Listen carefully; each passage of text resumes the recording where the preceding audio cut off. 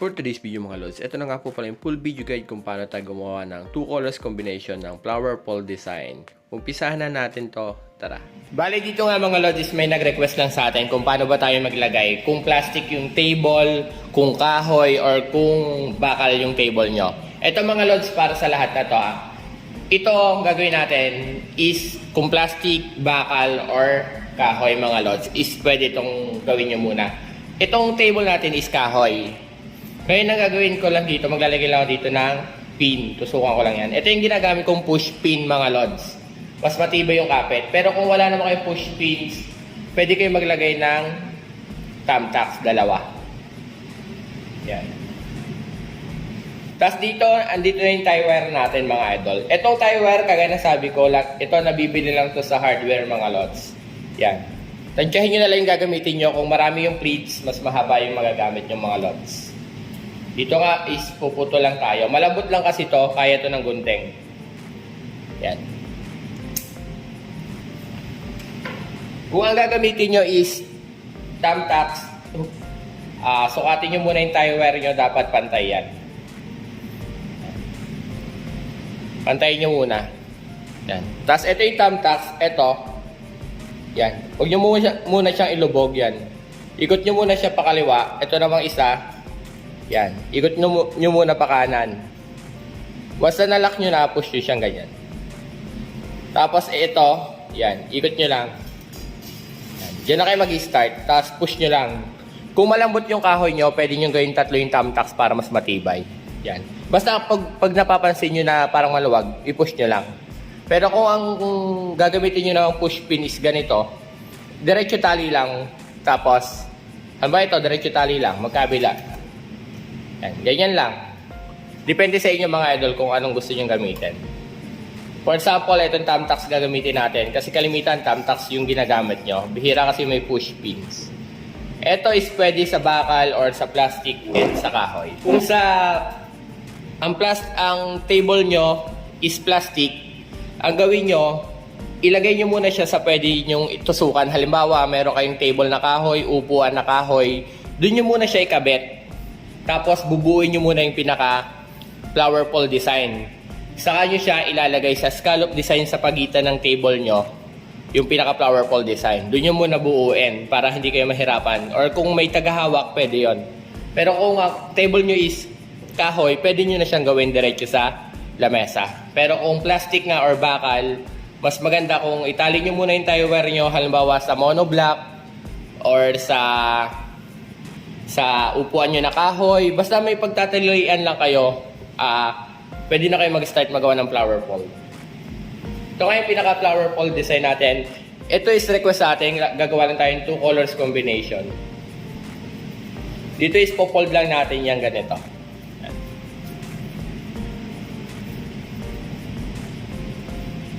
Basta na-fold yung mga lods, ito, yan, tatali lang natin yan. Mas maganda kung mahigpit mga lods para hindi siya mauhugot pag ginawa niya. Tapos dito is ipo-fold nyo lang siyang ganyan. Parang pinagsasama-sama nyo lang. Tapos fold, yan. At least yung taas nito 5 to 6 inches, depende sa inyo mga idol kung gaano kataas ang gusto nyo.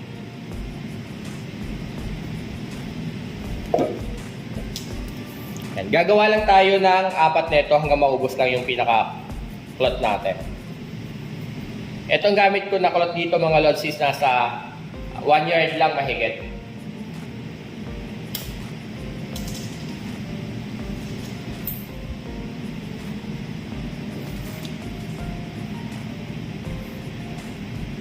Tapos kunin nyo lang ulit yung dulo. Yan. Hinabaan ko talaga yung tie wire kasi 2 colors combination to.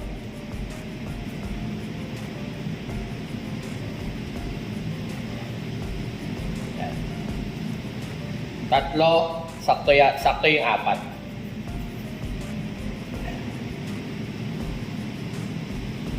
Sobra lang na konti.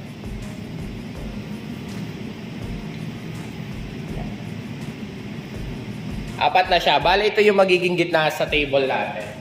At after nyo mabuo mga lods yung 4, ang gagawin nyo lang muna, dito yan.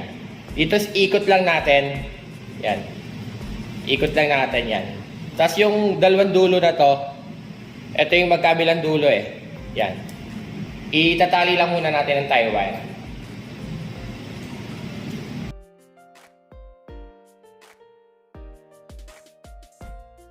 Bali, ito na yung pinaka-apat na pleats na ginawa natin nung una.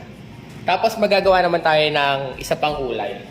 At bali, ito yung color natin na beige. Yan. Kagaya lang ng kanina, ipo-fold nyo lang siya. Mas maganda yung fold mga lods, mas madaling itali. Tapos mas maganda yung resulta ng flower fold. Kaya maganda sa ganito mga idol kung nakaplansya, yung hindi lukot yung cloth nyo. Or may tagahawa kayo. Yan. Tapos dito sa tie wire nating last, tali natin siya.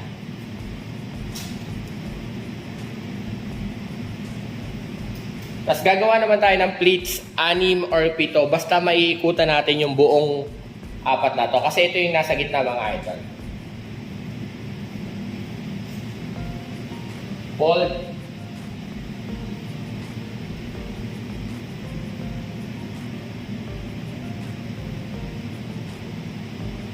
Tapos tali ulit natin.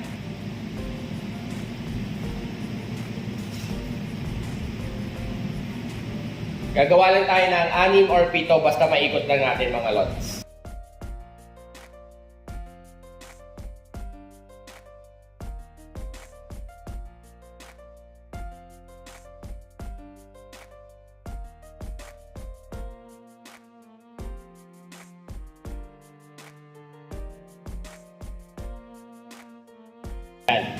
Dito nakagawa na tayo ng 1, 2, 3, 4, 5, 6. Tapos try natin iikot kung kaya na siya.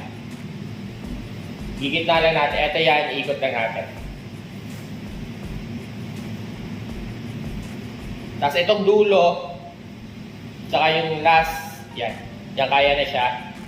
Yan, abot na. Basta umabot mga lods, yan. Pagtatalian na natin siya mga lods. Bale, ito yung tie wire natin mga lods, yan. Saka ito yung last. Tali lang natin. Para magdikit siya, hindi siya maghihiwalay. Tapos yung sobrang tie wire nyo mga idol, itago nyo na rin siya sa likod. Pwede naman. O kaya itali nyo ulit sa thumbtacks sa likod mga lods. Ito na yung 4. Tapos ito na yung 6. May sobra pa tayo konti. Tapos dito nga, ito, yung ating old rose. Bukayin nyo lang siya ng diretso. Yan, sasabog nyo lang. Hatak-hatakin nyo lang.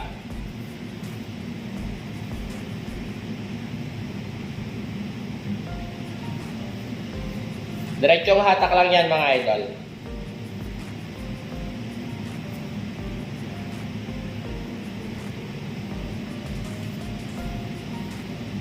Ang tawag pala rito sa kulot na to, tool lace na fabric to mga lods.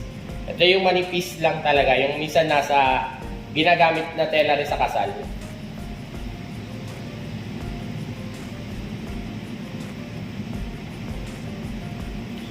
Yan. After nyo mahatak mga lods, hahatakin naman natin yung puti.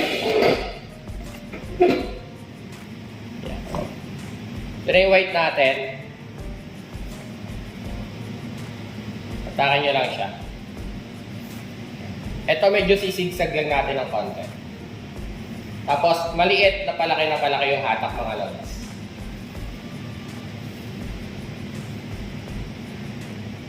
Yan.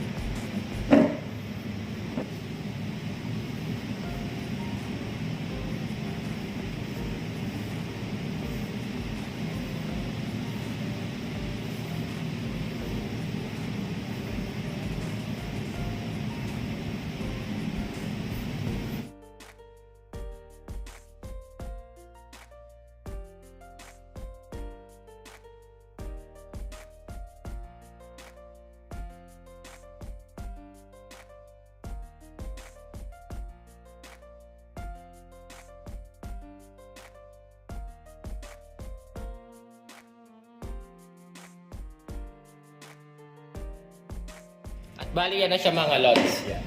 Itong cloth natin may sobra pa tayo kasi sobra talaga yung nagamit natin dyan. Tapos sa ganito, kapag medyo magulo, ito ipapasok nyo lang. Yan. Parang bibilugin nyo lang to sa loob mga idol, sa gitna.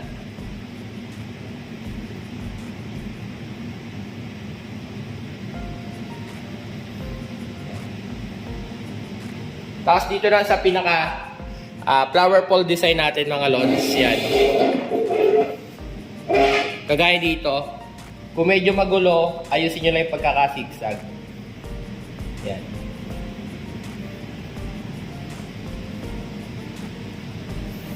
Ayusin nyo lang. Tapos ganun din sa kabila.